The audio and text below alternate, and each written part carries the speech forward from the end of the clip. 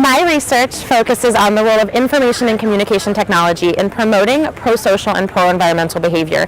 Here at UCI, I founded and currently direct the Transformational Media Lab, where I work on questions of how we can use technology to help with some of the pressing problems facing us as a society.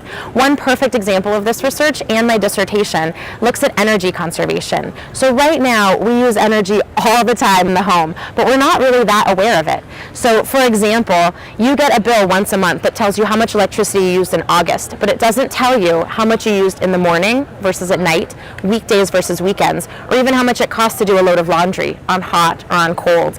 So I work directly with computer scientists and engineers on how we can take this increased amount of information and present it to people in a way that's actionable, that's meaningful, and that's interesting to them. Because when we're talking about potentially 6 billion data points a year, simple line graphs aren't going to do it. The energy savings that we can see through better information has great potential to reduce carbon emissions and also to save people money.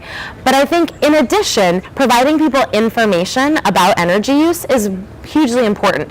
Recently, the White House launched the Green Button Initiative that said with this significant infrastructure and investment, billions of dollars are being spent by government as well as private funding to replace our energy infrastructure. We have a responsibility to provide some sort of ratepayer benefit so that the people that are bearing the cost as taxpayers of this get something out of this increase. And that information, I think, is incredibly valuable for people to pay attention to and change their behavior or ignore. Just like food in the grocery store, everything's regulated. You have to have the calories, sodium, and fat grams. The information about energy use in our house has just as much impact on our life, and it's appropriate that we get this information.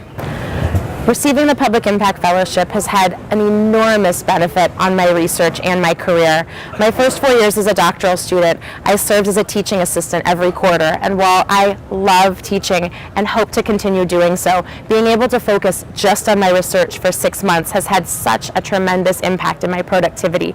I was able, because of this, to travel to New Zealand for 2 months to serve as a visiting researcher at the University of Otago, working with scholars at the Center for Sustainability there on looking at how differences in nationality and culture impact our energy use, and we were able to publish or submit 4 manuscripts while I was there. Since coming back from New Zealand, I've been able to launch a startup company based on my work and to travel to both Washington, D.C. and Sacramento, meeting with congressmen and discussing with them how my work can have direct relevance on policies being implemented now and in the coming years. I can't speak highly enough about the Public Impact Fellowship, and I hope many more students are able to receive it in the years to come.